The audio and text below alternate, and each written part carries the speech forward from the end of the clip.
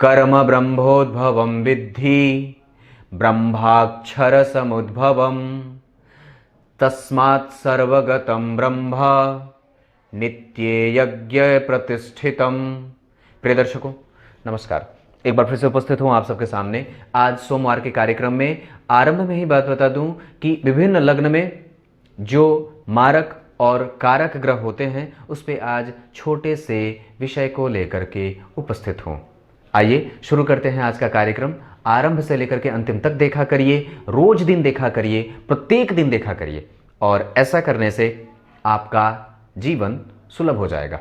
हाँ, पक्की बात है, क्योंकि मैं एक बात बताऊं, मुझे ये लगता है कि मैं जितने भी कार्यक्रम बनाता हूं वो दिल से बनाता हूं। बनाते तो सभी दिल से हैं, पर मैं जो बनाने का काम करता हूं उसमें कहीं से भी प्रोफेशनल टच नहीं देना चाहता। अगर उसमें किसी भी तरीके का व्यवसायिक दृष्टिकोण, मैं तो अपने वीडियो पे खुद से तो मैं ऐड भी नहीं लगाता, और वो काम किसी दूसरे को दे रखा है। निखिल जी मेरे हैं, वो सब काम करते हैं, उन्हीं को अपॉइंटमेंट फिक्स करनी होती है, वो जो काम करना होता है सारा काम वही करते हैं, मैं नहीं करता। तो एक बात बता दूं कि कार्यक्रम दिल से बनाता हूं, हृदय से। अगर इसमें प्रोफेशनल टच देना होता तो कोई और तरीके से भी आपके सामने उपस्थित हो सकता था, पर वो मुझे भाती नहीं है चीजें। आइए, कार्यक्रम के आरंभ में बोले गए श्लोक का मतलब ये होता है और अर्थ बताऊंगा, और दरअसल उसको कार्यक्रम में लाने का एकमात्र मेरा उद्देश्य है कि आप लोग जो भटक रहे हो ना इधर उधर, उसको थोड़ा सा ट्रैक पे ला दिया जाए। और कुंडलियां भी इसी तरीके से मैं देखता हूं। तो आइए शुरू करते हैं आज का कार्यक्रम बिना किसी लाग लपेट के, सीधे मुद्दे की बात पे।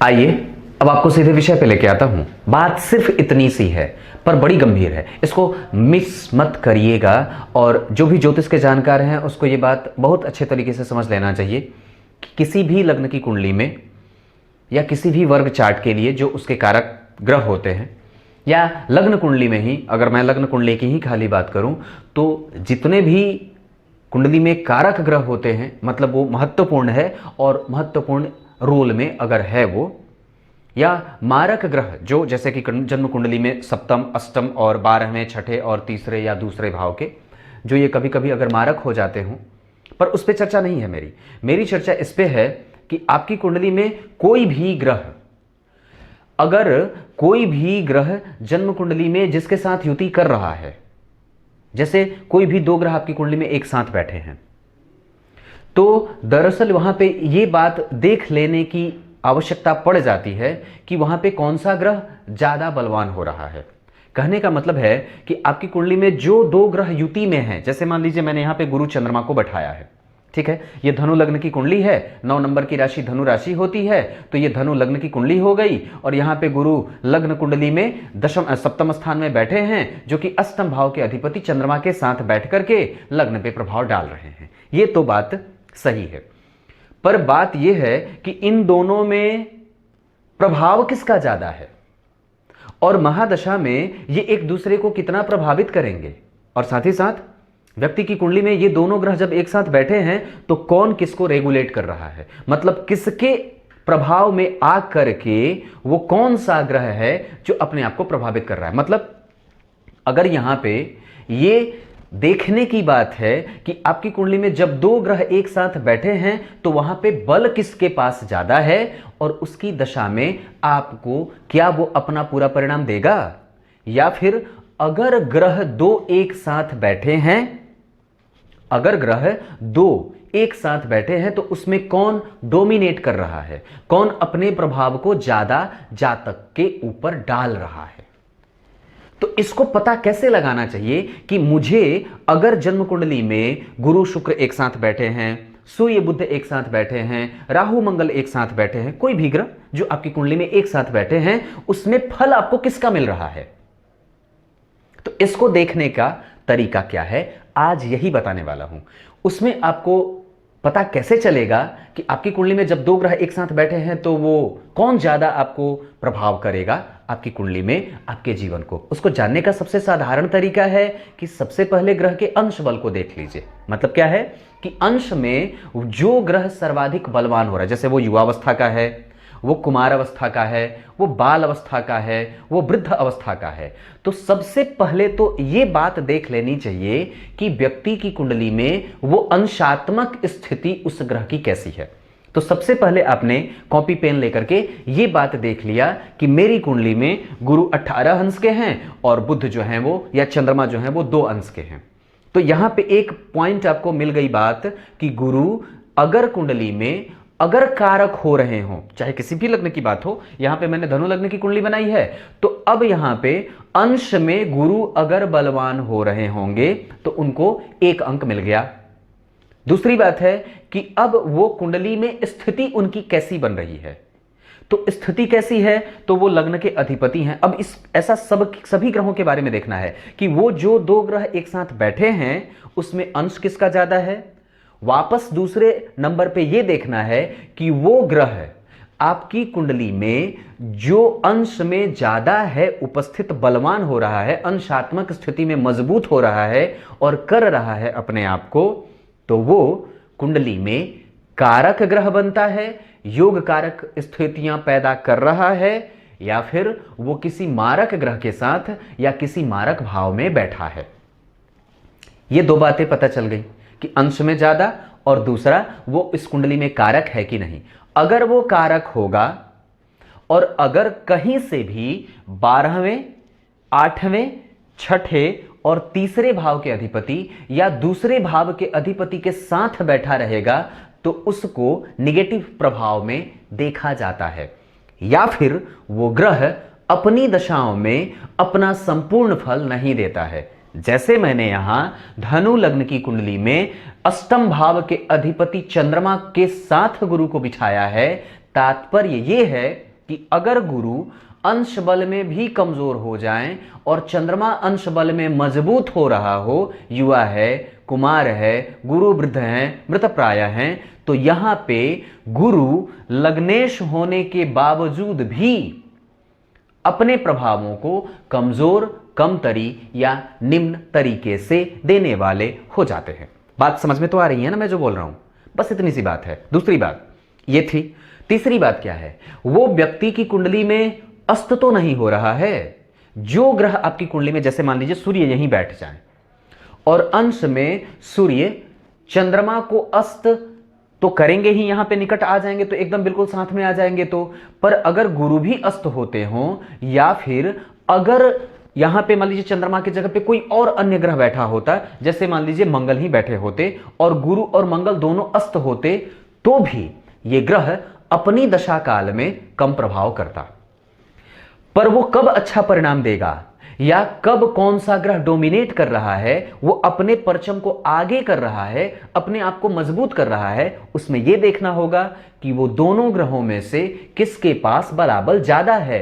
डिग्री का, दृष्टि का, भाव का, स्थान का और पक्ष बल का, दिग्बल का। जो ग्रह मजबूत हुआ उसकी दशा में जब भी वो ग्रह की दशा चलेगी तब आपको फल ज्यादा मिलेगा। बाकी अगर चंद्रमा की दशा चली और चंद्रमा 12वें भाव के, 8वें भाव के या कोई भी ग्रह जो आपकी कुंडली में 12वें, 8वें, 6ठे और तीसरे भाव का अधिपति बनता है या द्वितीय भाव का अधिपति है या कोई भी ग्रह जो मारक बन रहा है कुंडली में और उसकी दशा चलेगी, तो उस समय आपकी कुंडली का कारक ग्रह भी, ध्यान दीजिएगा यही इस कार्यक्रम का मेन पॉइंट है कि कारक ग्रह भी अपने संपूर्ण प्रभावों को नहीं दे पाता है, वो कमजोर हो जाता है। दरअसल उसको यही देखना होगा कि वो कितनी मजबूती के साथ आपकी कुंडली में उपस्थित है। वो जितना छत विछत कम होगा उतना ही आपको प्रभाव से मजबूती मिलेगी। अगर युति में 2 ग्रह बैठे हों तो उसको सीधे तरीके से समझने का एकमात्र मतलब है या तरीका है कि अंश में कौन सा ग्रह ज्यादा बलवान है और साथ ही साथ वो ग्रह जो दूसरा उसके साथ बैठा है वो कितना अपने आप को कमजोर कर रहा है या कितना उसके साथ। अगर दोनों ग्रह बलवान बने तब तो डेफिनेटली ये दोनों ग्रह अच्छे परिणाम देंगे, पर अगर मजबूत हो रहे हों और अच्छे भाव के अधिपति नहीं बनते हों, 12वें के, 8वें के, 6ठे के, तीसरे के अगर अधिपति बनते हों तो निश्चित रूप से आपकी कुंडली में या आपके जीवन में वो दशा कमजोर जाती है। इसमें खुश होने वाली कोई बात नहीं है। दरअसल आपको ऐसे कई कार्यक्रम मिल जाएंगे जो व्यूज पाने के चक्कर में कमजोर और खराब प्लेनेट को भी अच्छा बता दिया जाता है, जिससे आप लोगों को खुशी मिल जाती है। नहीं, यहां पे डराया नहीं जाता है तो यहां पे ये नहीं किया जाता है। इसी बात को तो समझना है। नहीं, वास्तव में आप परेशान हो और आपको लड्डू दे करके भुलवाया जा रहा है। निश्चित रूप से ग्रह अपना परिणाम बदलने वाला नहीं है, चाहे आप किसी भी ज्योतिषी के चैनल को देखते हो। वो फल तो अपने हिसाब से ही करेगा, फल अपने हिसाब से ही करेगा, क्योंकि आपका कर्म आपके साथ है। ज्योतिषी का चैनल और ज्योतिषी की बातें आपके साथ नहीं है। वो भ्रमित कर सकता है, और मैं ये बात बहुत अच्छे से जानता हूं कि आपको सिर्फ वही बातें पसंद होती हैं जिसमें धनवान कैसे बनेंगे, अच्छी बीबी कैसे मिलेगी, पत्नी कैसे मिलेगी, और अच्छे संतति और पता नहीं क्या क्या मिलेंगी। खुश होने वाली चीजें वहां से नहीं होती हैं। दरअसल अपने आप को बहुत अच्छे तरीके से समझना होगा कि मेरी कुंडली क्या लेके बैठी है और परमात्मा से मुझे कौन सा उपहार मिला हुआ है। कबूतर ना बनिए, नेत्र बंद करने से बिल्ली का आक्रमण बंद नहीं होगा। आपको एक कहानी बता देता हूं।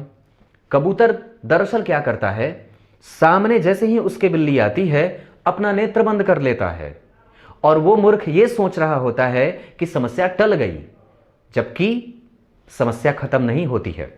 आप किसी ऐसे चैनल को देख रहे हो जो आपको भ्रमित करके रखा हो, मतलब नहीं नहीं बिल्कुल परेशान होने की कोई आवश्यकता नहीं है, बिल्कुल ठीक है आप, तो बच जाइएगा, क्योंकि हो सकता है कि आपको लड्डू दिए जा रहे हो और वो उसमें डायबिटीज हो सकता है। ज्यादा मीठा खाएंगे तो नुकसान हो जाएगा, बिल्कुल भी नहीं। इसलिए सत्य का दर्पण भी देखना जरूरी होता है।